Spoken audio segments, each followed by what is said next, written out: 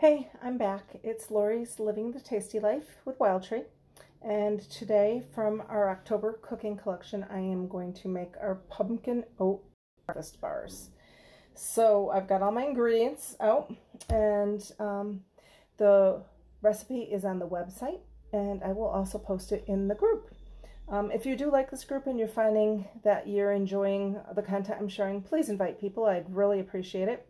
If you know anybody that's interested in Wild Tree products, they are and know nothing about Wild Tree. If you're just joining, they're organic. We have gluten-free. We have salt-free, sugar-free, dietary restrictive spices, seasonings, mixes, oils. Just, it's a great company. It's been around for 25 years. It was actually developed from Leslie. She was a mother that had a child that had many dietary restrictions and she couldn't find anything. So she created her own and then started her own company. And Wild Tree just relaunched on September 1st. So they were gone for about a year after a 25-year run, and then now they're back, and I'm thrilled that they're back. So, pumpkin oat breakfast bars. This is in the October cooking collection that I was online just a few minutes ago, doing a live about that. And the recipe, like I said, is part of that. So when you buy the cooking collection, you'll also get 8 recipes electronically sent to you via email, or you can just find them on the website. So I've already got a cup of flour and a cup of rolled oats, just your typical basic rolled oats. I am going to put in a pinch of salt. You don't have to put salt in any of these recipes, but I do for this because it's going to be a little sweet, so you're going to want some salt in there. So that's my dry ingredients besides let me see, 1.5 teaspoons of, oh no, I'm sorry, 1.5 teaspoons, half a teaspoon. I disappeared for a minute there. It was like Halloween all over. Half a teaspoon of baking soda. I almost put 1.5 teaspoons. That would have been like craziness. That is your dry ingredients. So you just whisk those together in this one bowl. And then in your other bowl, you're going to use 1/2 cup of brown sugar. I've got one big honking bowl here because this is like a great mixing bowl. So 1/2 cup of brown sugar, 2 eggs. So 2 farm fresh eggs that I used for my friend. I'm actually making these bars because I'm going to share them with her tomorrow morning because I'm going up to her house to pick up eggs, and I'll have a cup of coffee with her and we'll have a pumpkin oat breakfast bar. Hey, I make plans. So that's that. The other thing, and I was able to find some, but I was talking about this earlier too, pumpkin puree. Hard to find for some reason right now. I have no clue why. People are going on runs of weird stuff. So I am using organic pumpkin puree. You can make your own. Again, I did post on the website, this group, how to make your own pumpkin puree. Super easy, super, yeah, super easy. You can't believe how easy it is. But for time's sake, and I didn't have a sugar pumpkin, I am using canned pumpkin puree because I was lucky enough to find some yesterday, so I bought 3 cans because I plan on making a couple of these recipes. So 1/2 cup of pumpkin puree, and I'm just going to double check because I have never made this recipe, so I'm going to double check my ingredient list and make sure that I'm doing the right measurement. I'm pretty sure that said 1/2 cup. Let me see. Yep, 1/2 cup of pumpkin puree, and then it is, I need better eyes even with glasses on. 1/2 cup of grapeseed oil, which I'm all out of grapeseed oil, so I'm going to use avocado oil. You can use vegetable oil if you like canola. I'm not a big canola oil fan. You can use coconut oil. Just melt it in the microwave first. And I'm going to do 1/2 cup of that. So I also had prepped my pan prior, so you're going to put this in an 8x8 pan. And if you just happen on, say hi. Put an 8x8 pan and then parchment paper or wax paper and then grease it. So that will just help the bars come out once they're cool. So that's that. And I'm losing track of what I've got to do next. Oh my gosh. Excuse me, I'm a little flaky tonight. I guess it can be flaky always. So you're going to mix your wet ingredients together. So that would be your eggs, your brown sugar, and your pumpkin puree. Get all that mixed together. And then you're going to add your dry ingredients into the wet ingredients. And then you're going to add chocolate chips and walnuts and pepitas. Pepitas are the one ingredient I don't have. I had some. They seem to have gotten eaten. So there's not going to be any pepitas, which are pumpkin seeds. If you don't know what pepita is.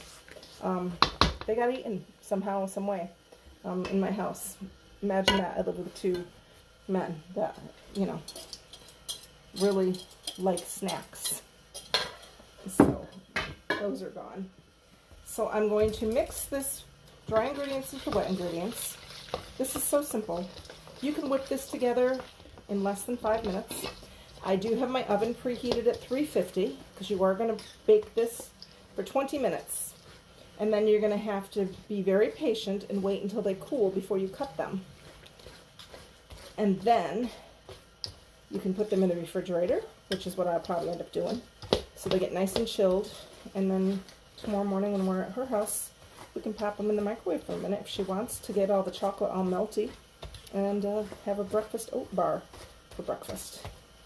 And it's pretty darn healthy between the pumpkin and the oats. And you could probably use almond flour in place of white flour or any of the gluten-free flours. I'm sure you could try it. It'd be worth a shot. Something like this, definitely, if you can do oats. I am going to next take dark chocolate, semi-sweet dark chocolate chips, and about a half a cup. Again, I'm not the best on measuring, and these are actually like little chocolate squares, dark chocolate. So I'm going to actually just kind of throw those in there because I have about a half a bag.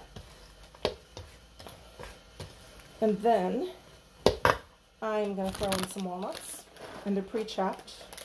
So I'm going to throw some of those in. You can pretty much throw whatever, you know what would be really good in here? Dried cranberries or dried chopped up apricots. Or, and I'm just going to change up my recipe a teeny tiny bit because I like to use up little bits and pieces of things I have in my house.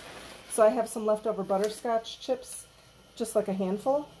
I'm going to throw those in too because I thought that would be really good, and it's a great way to use up some of that kind of thing. So I'm not one for ever following a recipe exactly. I'm always changing recipes around depending upon the ingredients I do or don't have in my house. I guess it's just a gift I've always had. I've always done that. And it's just a great way to experiment and use up things in your house. So then I'm going to take this, tap out my whisk because it's all stuck inside, and I'm going to put it in my pan. And then I'm going to sprinkle a couple more chocolate chips and walnuts on top. And if I have the pepitas, I'd sprinkle those on top too, besides having them mixed in. And press it all down. And then you're going to bake it, like I said, at 350 for 20 minutes. And then you're going to take it out and let it cool. And then, because your parchment paper has been overlapping, you can just lift it right out and cut it on a cutting board, or you can cut it in the pan. However way you want. You cut it in, you know, probably like a 2 by 2 inch square, depending upon your pan too, on how you cut it. And I will show you what this looks like in a minute. It's a little messy, but it'll be so worth it. And I know this is going to be really, really good.